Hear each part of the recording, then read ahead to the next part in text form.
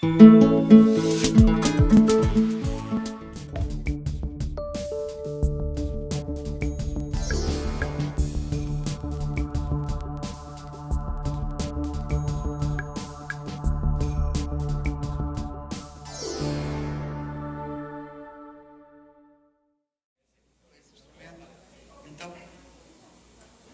eu vou explicar, não. Vou ficar ali. Gente, bom dia. Eu vou falar e andar. Queria agradecer muito o convite para estar aqui com vocês. Na verdade, é um projeto Acalentados Juntos, né? Então, que a gente formatou no âmbito do convênio, no âmbito da pesquisa que a gente realiza junto. Mas é uma alegria e uma honra, né, ver que a parceria avança e se expande, né, incorporando outras pessoas, outros setores. Então, é muito bom estar aqui. Eu vou pedir desculpa para vocês, porque eu tive aqui um pequeno acidente de percurso e não deu para preparar um PowerPoint. Eu fiz Sérgio, tem um negócio aqui que não sai. Não, deixa eu ver. Acho que eu consigo. Essa telinha aqui. Mas eu fiz um roteiro, na verdade, muito muquirana, para eu não me perder, e eu vou ter que olhar, e egoísta, né? Porque só eu que vou ver, mas depois eu posso melhorar e deixar aqui com o pessoal. Isso aqui não está na minha frente, não, né? Legal. O tema que foi proposto para mim foi o das interfaces e articulações entre comunicação e saúde, né? E eu fiquei pensando, quer dizer, vou tentar fazer uma abordagem bem abrangente, até porque a gente vai ter outras falas, hoje e amanhã, mais específicas, né? Sobre mídia, sobre outros aspectos e tal. E eu vou começar dizendo que as interseções, as interfaces e as articulações entre saúde e comunicação depende, primeiramente, do que a gente entende por saúde e por comunicação. Pode parecer uma obviedade, porque são dois temas que às vezes parecem para a gente quase que auto-evidentes, né? Claro, todo mundo sabe o que é comunicação, claro, todo mundo sabe o que é saúde, mas não é bem assim. Conceitos são práticas sócio-históricas que variam através do tempo, que variam de grupo para grupo, que varia de sociedade para sociedade, que varia mesmo no campo científico de uma vertente analítica para outra. Então, acho que é legal a gente, mesmo correndo o risco de talvez para alguns ser redundante, precisar melhor o meu entendimento, pelo menos, de comunicação e saúde, para ver como que eles se articulam. Eu já destacaria que esse efeito de realidade, assim, esse efeito de verdade, né? Claro, comunicação é transmitir informação, comunicar a comunicação a serviço do SUS, a comunicação, que são dimensões importantíssimas, que a gente não exclui, mas que tendem a ser tomadas como absolutas ou como o todo das articulações. Isso já é um efeito, digamos, das concepções hegemônicas de comunicação que a gente aprende no primário, já mudou o nome, né? Agora não é mais primário, educação básica, enfim, e que a gente vai introjetando e vai naturalizando, sem parar um pouquinho para questionar, mas é isso mesmo? Como a gente, por exemplo, fez com a saúde, né? Um longo movimento de reforma sanitária brasileira que tem como um dos seus pilares a reconstrução do que se chama de saúde. Seja lá aquela máxima que saúde não é só a ausência de doenças, não é? Eu posso não estar doente e não ter saúde. Mas não é só isso. Depois a gente discute um pouquinho também alguns desafios que advêm dessa visão positiva, né? Que se opõe a essa negativa. Ter saúde é não estar doente. Não. Ter saúde é uma outra coisa diferente. No movimento de reforma sanitária, que tem no SUS a sua maior conquista, talvez, né, que converge muito das conquistas, saúde é mais que isso, né? Saúde tem a ver com a forma que a gente vive, com o que a gente tem acesso, se a gente tem acesso à educação, quantas horas a gente gasta num transporte público, quanto que a gente recebe de salário, se dá para a gente viver de uma maneira confortável, menos estressada. Quando a gente cunhou essa vinculação, era a saúde e a doença. Tem uma ancoragem social, na forma como a sociedade se organiza, na forma como a sociedade se pensa, no que ela valoriza ou não valoriza. Então, é muito mais do que a doença. Sem contar que, pensando assim, saúde também, ou doença, não é só um fenômeno biológico, biomédico. Tem a ver com várias camadas e com várias áreas de conhecimento. Saúde coletiva, que é uma construção genuinamente tupiniquim, não existe, né? Em outros lugares, quer dizer, existe porque foi sendo levada, mas é uma construção brasileira para marcar a diferença com uma saúde pública intervencionista, normativa, que não considerava bem todos esses fatores e elementos sociais, culturais e etc. Necessariamente transdisciplinar, né? Envolve a medicina, a epidemiologia, a biologia, a bioquímica, todas as especialidades, mas também envolve planejamento e política, também envolve ciências sociais, para dar conta desse fenômeno complexo que está reunido nesse par saúde e doença. Vamos pensar agora um pouquinho, eu falei muito rapidamente, depois a gente pode retomar no debate, isso também já foi abordado pelo Adalto e pelo Humberto na mesa anterior, e vamos pensar um pouco, a gente falou de saúde, das várias concepções de saúde, que coexistem, né? Ontem, eu acho, na oficina, alguém que era da área da saúde estava dizendo, não, eu sou bióloga, nananana, e trabalho com saúde, etc, etc, mas desconheci o SUS. Aí fui fazer mestrado, fui fazer doutorado, descobri que existe uma coisa chamada SUS, que eu participo, mas que eu não conhecia. Isso é muito comum, né? Uma outra amiga, Vilma Madeira, do GT de Comunicação e Saúde da Abrasco, está fazendo uma série de cursos para diretores de hospital, diretores dos hospitais do SUS, mas que não tinham a menor ideia do que é o SUS, como se organiza, né? Toda a sua estrutura, enfim, regionalizada, ou a questão da participação social. Esse sabe do SUS, sabe que tem atenção, sabe que tem programas, mas a construção, digamos, mais abrangente do que envolve o SUS, também não sabe. Muitas vezes, eu me atreveria a dizer, o que predomina, embora a gente tenha muitas conquistas, é essa visão hegemônica, mais biomédica, mais a questão do corpo, está assim, né? Enfim, mais, talvez até um senso comum. E com comunicação? A gente, em geral, eu me atreveria a dizer que 12 em 10 pessoas diriam, comunicar é transmitir informações. Estou errada? Ideias, valores, né? E isso, obviamente, também é uma visão hegemônica. Comunicação tem a mesma raiz, ou de comum, de comunidade, que quer dizer tornar comum. Tornar comum não é a mesma coisa do que transmitir alguma coisa. Eu até posso tornar comum me valendo também da divulgação, da visibilidade, etc.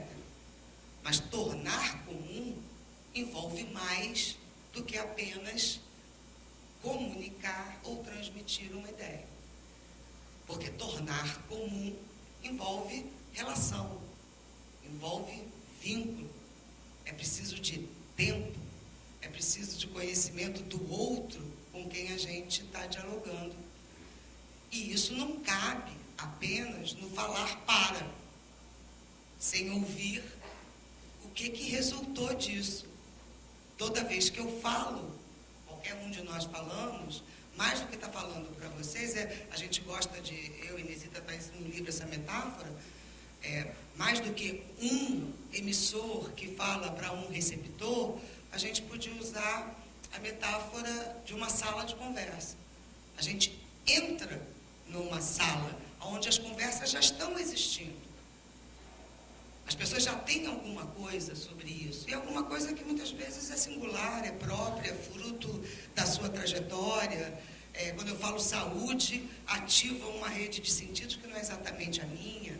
Se eu não entendo e também não ouço o sentido que foi conferido ao que eu falei, que não necessariamente é o que eu acho e tenho para mim, esse tornar comum fica inconcluso. Fica mais, às vezes, um monólogo do que um diálogo. Por mais que a gente diga que a gente quer uma comunicação dialógica, participativa, a gente tem uma grande tradição nas instituições de saúde, eu estou falando, me incluindo, né, nós. Hoje eu trabalho com pesquisa, ensino, mas eu trabalhei com vídeo muito tempo, vídeo saúde distribuidora, e a gente tem uma grande tradição de produzir. A saúde é muito fértil na produção, claro que é desigualmente distribuído, mas a gente incorpora, né, muitas tecnologias. A gente trouxe, não sei se vocês sabem, na década de 40, se não me engano, o Walt Disney veio para fazer filmes sobre saúde, já que a nossa população era iletrada, não lia, etc. A saúde é muito receptiva a novas tecnologias, então, a fotografia, ao vídeo, a internet, mas, em geral, a gente se apropria desses espaços de comunicação mais para falar do que para ouvir também.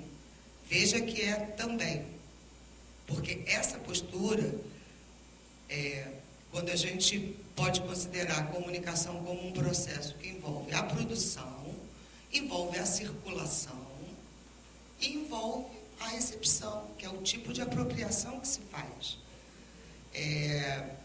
Na minha época, antes da internet, antes de baixar as coisas para download, etc., era uma imagem, eu nunca esqueci, do Ministério da Saúde, aqueles corredores imensos assim, cheio de caixas, de cartazes das campanhas de vacinação. Foi produzido, mas não foi distribuído. Não chegou lá, acabou, não se pensou no processo de distribuição, desde seus aspectos práticos, logísticos, até as suas dimensões comunicacionais. Porque não é só chegar lá o cartaz. Onde que o cartaz vai ficar? Ele vai estar num lugar visível, que o transeunte passe. Ele foi feito para chamar a atenção. Enfim, a gente dá muito mais atenção à produção, mais profissional, mais qualificada, mais diversificada, mas a gente dá pouca atenção aos outros aspectos da comunicação. E quando eu estou falando assim, não é que acontece um depois do outro, não, né? A gente só separa para fins analíticos, porque eu não saberia dizer agora se eu sou uma produtora disso que eu falo para vocês, ou se eu estou fazendo circular uma série de discursos outros, quando eu falo da reforma sanitária, quando eu falo do movimento sanitário, outros falam por mim, também estão aqui presentes. Então, e eu, obviamente, estou recebendo de vocês, mesmo que vocês não estejam falando. Estou olhando, estou vendo um mais assim, outro mais assado. A gente nunca está só numa posição dessa. Mas essa posição de produção é muito exacerbada. Isso tem repercussões, né? Isso tem repercussões. Seja para as práticas que a gente desenvolve, seja para as pesquisas, para a produção do conhecimento que a gente também é capaz de produzir.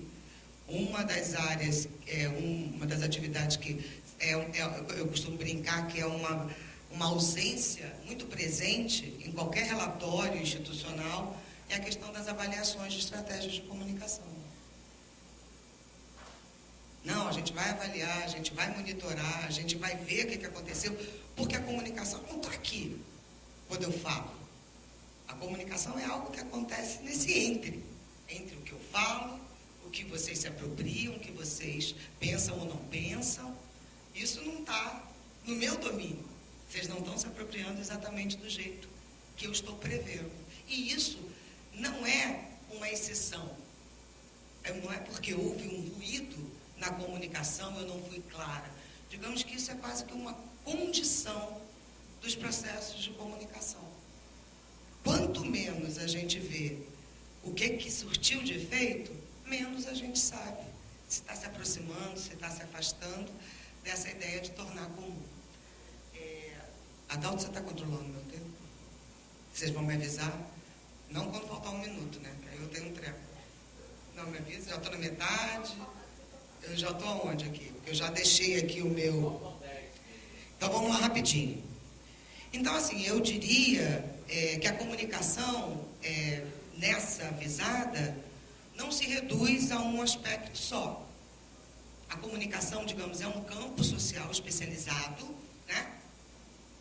Formado pela mídia, pelos meios de comunicação, pelos profissionais de comunicação, jornalistas, publicitários, agências, faculdades, organismos de controle, enfim.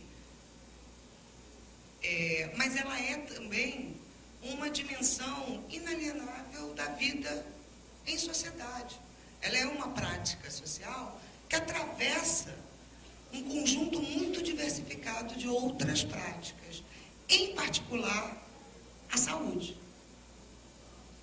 A saúde, o trabalho em saúde, seja assistencial, seja preventivo, seja um programa, sejam mais médicos, seja programa estratégia de saúde da família, ela necessariamente tem que ver e considerar um outro. O usuário, o cidadão, o grupo,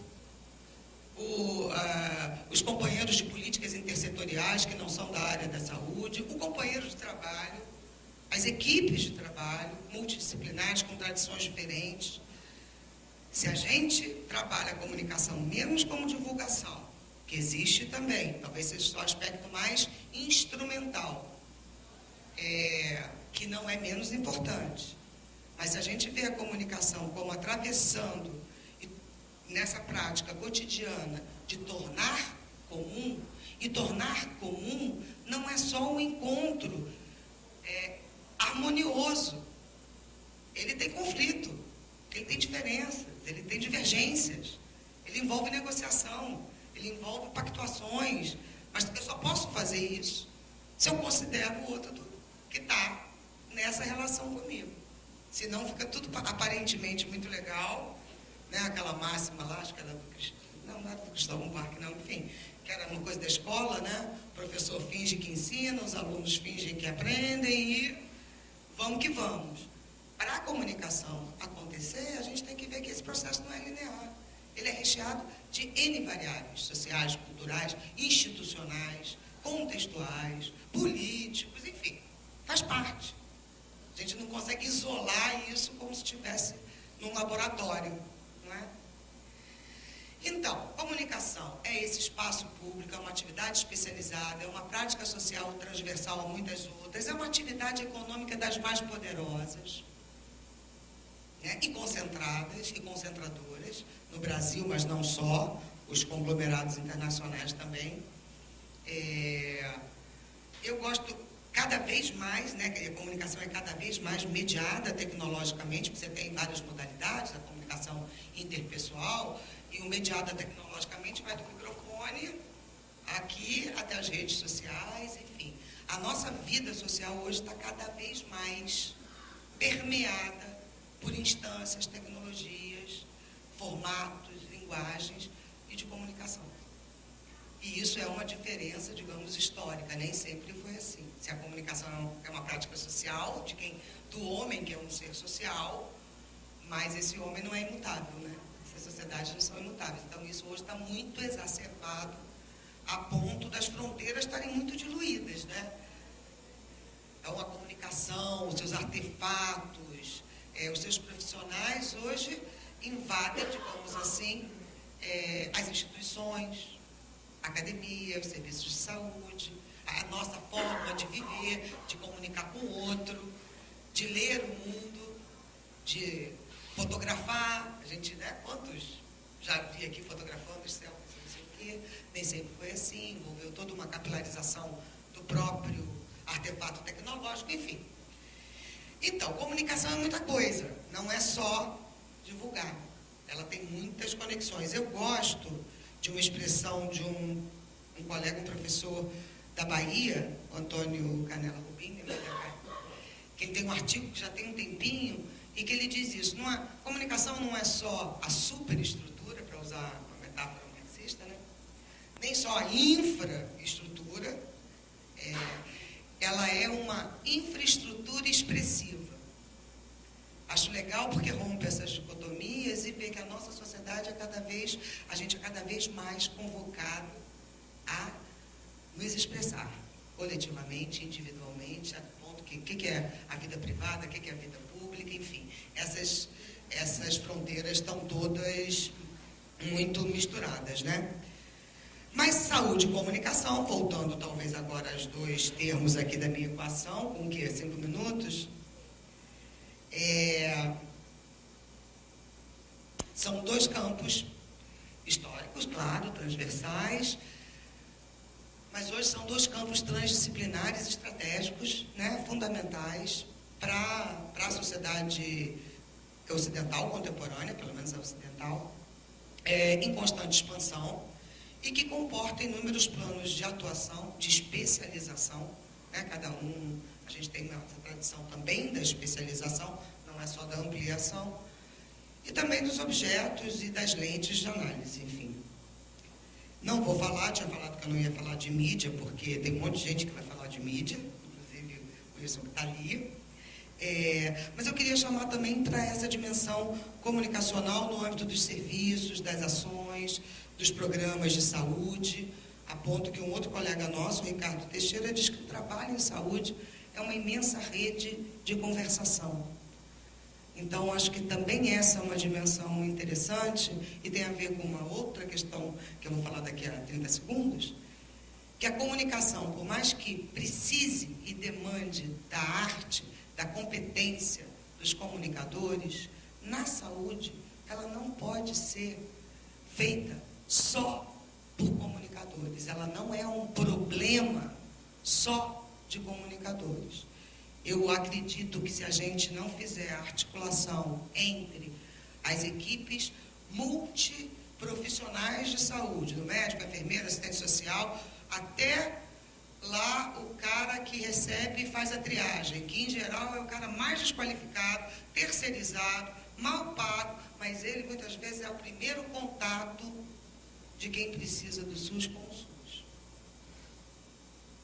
Então eu diria que a gente tem que aproveitar e intensificar e considerar essas várias camadas comunicacionais do SUS, que está lá no plano do cotidiano do trabalho do profissional, na sua interação com o usuário, o paciente, que vai para a mídia, que vai para a comunicação organizacional, não dá para a gente reduzir. E até por isso, ela não pode contar, digamos, com apenas uma estratégia, uma modalidade.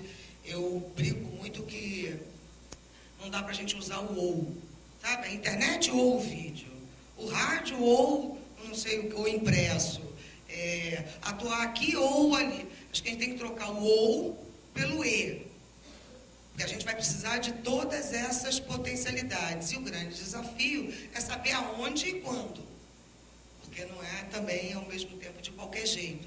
Às vezes a gente tem um certo fetiche, uma crença num determinismo tecnológico. Se eu usar o método mais moderno, ou porque a juventude gosta de internet, então a gente vai usar a internet.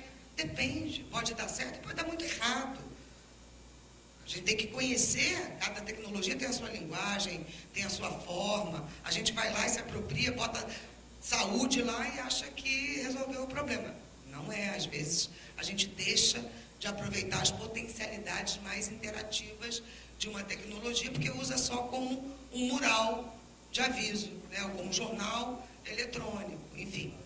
Então, não é só uma questão dos meios. E aqui apareceu meu primeiro lembrete de ver o tempo. Bom, eu vou terminar, vou pular muitas coisas aqui. E só queria propor para vocês, convidá-los a pensar, até porque a gente está numa conjuntura muito difícil no Brasil e na saúde, né, com retrocessos muito importantes no campo dos direitos de cidadania, das políticas sociais, e não só na saúde, embora o SUS esteja muito em evidência. Mas esse ano também é o ano da 15ª Conferência Nacional de Saúde, que, como vários outros espaços de representação ou de participação da sociedade, tem muitos problemas, alguns que lhes são próprios e outros que fazem parte dessa herança muito autoritária que a gente tem. O Brasil, junto com as suas muitas potências, é um país com uma longa herança e trajetória de exclusão, de significativas camadas e porções da população, não de inclusão, de um Estado que foi privatizado, já nasceu privado e não publicizado. Então, é claro que assim, as formas de participação imunes a essa tradição é meio difícil da gente pensar, porque está no seio da sociedade. Mas é claro que também tem muita potência. Se a gente tem que melhorar muita coisa, a gente, eu acho que não pode perder de vista o muito que a gente conquistou. Porque a gente já conquistou muita coisa. Se a gente achar que o que a gente conquistou é muito imperfeito, não tem problema não a gente perder, a coisa fica muito mais complicada, né? E a gente está tendo muitas perdas. Então, eu queria convidá-los a ficarem atentos e a pensarem, a aproveitarem, a considerarem. Tem vários sites, seja do Pense SUS, que foi dito aqui, que a gente fez uma atividade muito legal, mas também vários outros sites do Conselho Nacional de Saúde. Há uma série de iniciativas que estão pipocando, chamando conferências livres, que podem acontecer sem toda aquela regulação que existe, né, do caminho formal. Eu acho que é muito importante, porque as conferências são um espaço da gente pactuar prioridades na saúde, do que vai nos unificar e o que vai nos fortalecer. Então, sem querer ter uma visão restrita da questão da comunicação, mas querendo incorporar a comunicação nesse processo mais amplo de defesa e aperfeiçoamento do SUS, eu queria propor que a gente pensasse uma política para o SUS de comunicação que seguisse os seus princípios, mais do que divulgasse os seus princípios. Também, claro, mas que talvez a gente pensasse a comunicação de uma forma ampliada como a gente pensa a saúde. Então, um conceito ampliado de comunicação, que não seja restrito ou reducionista. Vamos pensar, sem medo, essas dimensões de comunicação quando a comunicação se encontra com a saúde. Pensar a comunicação de uma forma universal. Então, a comunicação também é direito humano, também é direito da cidadania, também está na Constituição, embora com muito menos avanços, e é fácil a gente entender o tamanho dos obstáculos, que a gente tem para ter a garantia do direito à comunicação.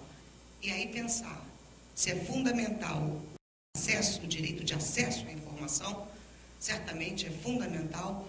O direito à comunicação não se reduz a isso. O direito a comunicar é de participar da esfera pública, é de poder enunciar as suas ideias, é poder interferir, ser reconhecido pela sociedade, é ter acesso aos meios de comunicação. E aí, se a gente pensar, as autoridades de saúde têm acesso à comunicação. Conselheiro tem? Vocês ouviram alguma coisa da 15ª Conferência na mídia? Se a gente considera o quanto é fundamental para ser reconhecido socialmente, estar presente nesses lugares, a gente pode pensar o quanto que uma comunicação pouco democrática fere de morte, não só o SUS, mas como o direito à saúde.